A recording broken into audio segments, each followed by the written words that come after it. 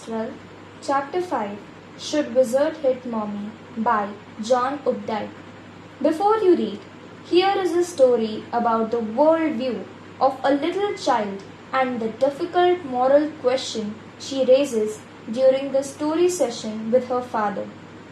In the evenings and for Saturday naps, like today's, Jack told his daughter Jo a story out of his head. This custom, begun when she was 2, was itself nearly 2 years old, and his head felt empty. Each new story was a slight variation of a basic tale. A small creature usually named Roger, Roger Fish, Roger Squirrel, Roger Chipmunk, had some problem and went with it to the wise old owl.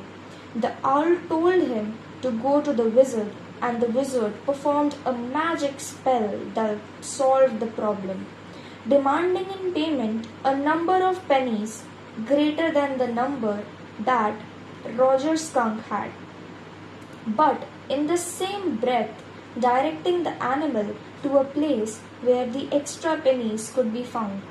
Then Roger was so happy he played many games with other creatures and went home to his mother just in time to hear the train whistle that brought his daddy home from Boston. Jack described their supper and the story was over. Working his way through the scheme was especially fatiguing on Saturday because Joe never fell asleep in naps anymore, and knowing this made the ride seem futile. The little girl, not so little anymore, the bumps her feet made under the covers were halfway down the bed. Their big double bed that they let her be in for naps and when she was sick, had at last arranged herself, and from the way her fat face deep in the pillow shone in the sunlight, sifting through the drawn sheets, it did not seem fantastic that some magic would occur and she would take her nap like an infant of 2. Her brother, Bobby, was 2 and already asleep with his bottle.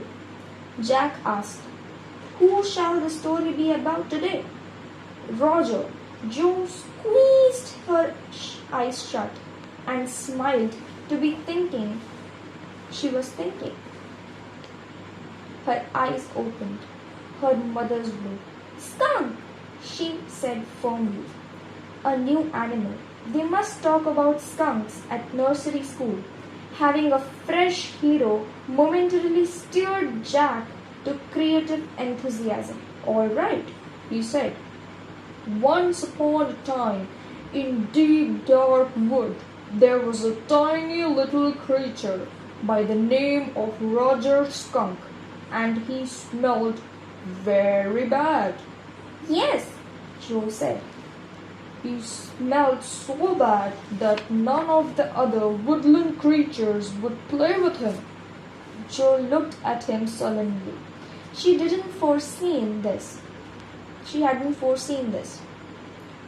Whenever he would go out to play, Jack continued with zest, remembering certain humiliations of his own childhood. All of the other tiny animals would cry, "Uh-oh, here comes Roger Stinky Skunk!" And they would run away.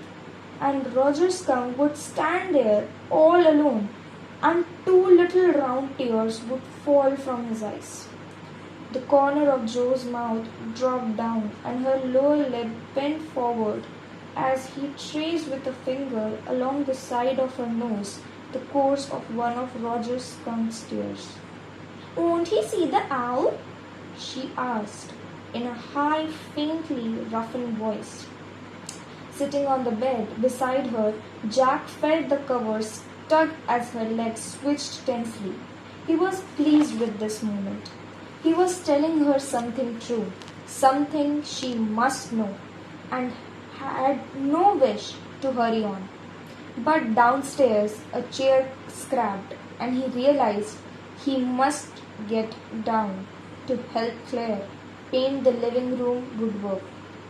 Well, he walked along very sadly and came to a very big tree, and in the top of the tree was an enormous wise old owl. Good, Mr. Owl, Roger Skunk said. All the other little animals run away from me because I smell so bad. So you do, the owl said. Very, very bad. What can I do? Roger Skunk said as he cried very hard. The wizard! The wizard! Joe shouted right up, and a little golden book spilled from the bed. Now, Joe, Daddy's telling the story. Do you want to tell Daddy the story? No, you me. Then lie down and be sleepy. Her head relapsed onto the pillow and she said, Out of your head. Well, the owl thought and thought. At last he said, Why don't you go see the wizard? Daddy. What? Are magic spells real? This was a new face. Just last month, a reality face. When he told her that spiders eat bugs, she turned to her mother and asked, Do they really? And when Claire told her God was in the sky and around them, she turned to her father and insisted with a slyly yet eager smile, Is he really? They're real in stories, Jack answered curtly. She had made him miss a beat in the narrative. The owl said, Go through the dark woods, under the apple tree, into the swamp, over the creek. What's a creek? A little river. Over the creek, and there will be the wizard's house. And that's the way Roger Skunk went. And pretty soon he came to a little white house and he rapped the door. Jack rapped on the windowsill.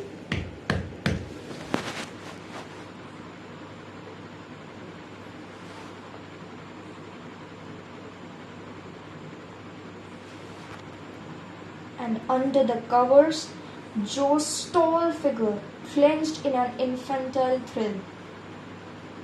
And then a tiny old man came out with a long beard and a pointy blue hat and said, what's it?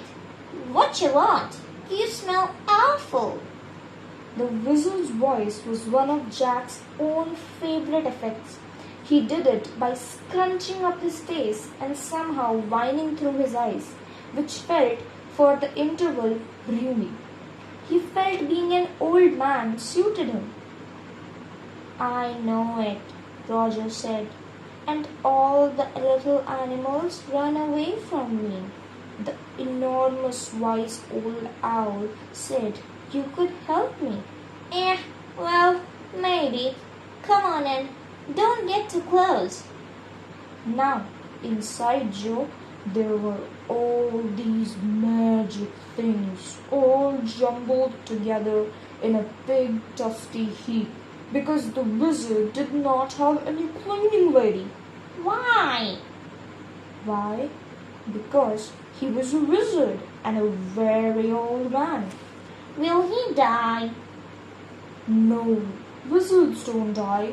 Well, he rummaged around and found an old stick called the magic wand and asked Roger Skunk what he wanted to smell like.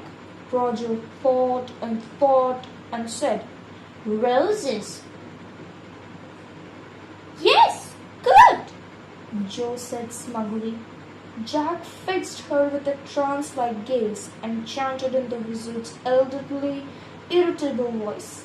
Abracadabra, hocus-pocus, Roger Skunk, how do you do? Roses, boses, bull and year. Roger Skunk, you never fear. Bingo! He paused as a rapt expression winded out of his daughter's nostril, forcing her eyebrow up and her lower lip down in a wide, noiseless grin, as an expression in which Jack was startled to recognize his wife's feigning pleasure at cocktail parties. And all of a sudden, he whispered, the whole of the wizard's house was full of roses. Roses, Roger Fish cried. And the wizard said very crankily, there'll be 7 pennies. Daddy? What? Roger Skunk. You said Roger Fish. Yes, Skunk. You said Roger Fish. Wasn't that silly? Yes, very silly of your stupid old daddy. Where was I? Well, you know about the pennies. Say it. Okay, Roger Skunk said, but I have only 4 pennies. And he began to cry. Joe made the crying face again, but this time without a trace of sincerity. This annoyed Jack. Downstairs, some more furniture rumbled. Claire shouldn't move the heavy things. She was 6 months pregnant. This would be their 3rd. So the wizard said, oh, very well. Go to the end of the lane and turn around 3 times and look down the magic well, and there you'll find the 3 pennies. Hurry up! So Roger Skunk went to the end of the lane and turned around 3 times, and there in the magic well was 3 pennies. So he took them back to the wizard and was very happy and ran out in the woods, and all the other little animals gathered around him because he smelled so good. And they played tag, baseball, football, basketball, lacrosse, hockey, soccer, and pick-up sticks. What's pick-up sticks?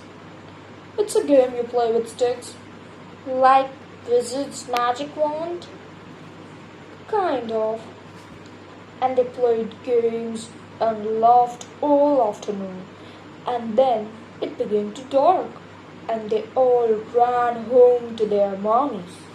Jo was starting to fuss with her hands and look out of the window.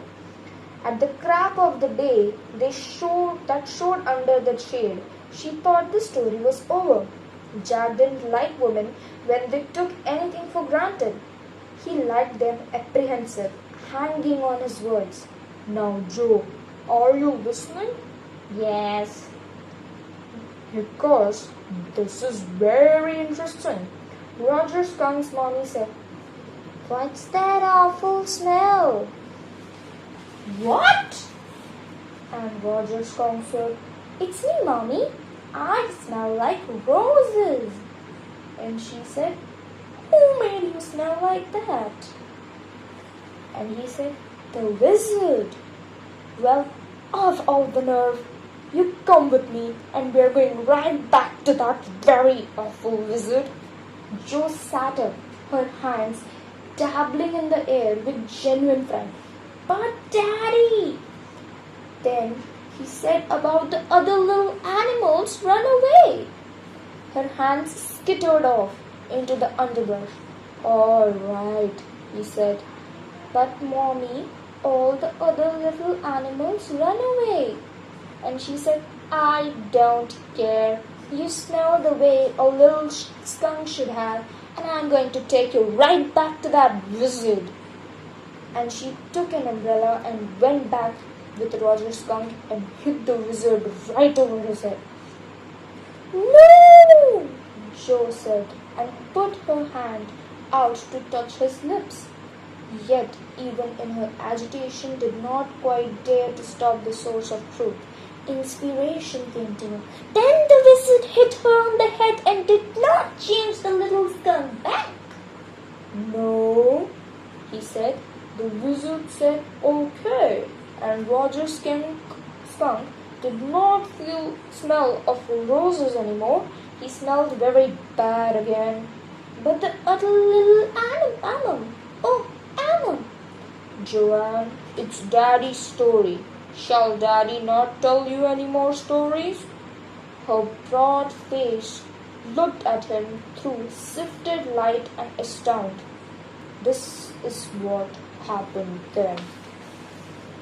Roger Skunk and his mommy went home and they heard woo-woo, and it was the choo-choo train bringing Daddy Skunk home from Boston, and they had lima beans, celery, liver, mashed potato, and pie oh my for dessert. And when Roger Skunk was in bed, Mommy Skunk came up and hugged him and said he smelled like her little baby skunk again, and she loved him very much. And that's the end of the story. But Daddy, what?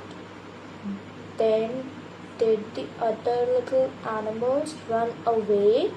No, because eventually they got used to the way he was and did not mind it at all.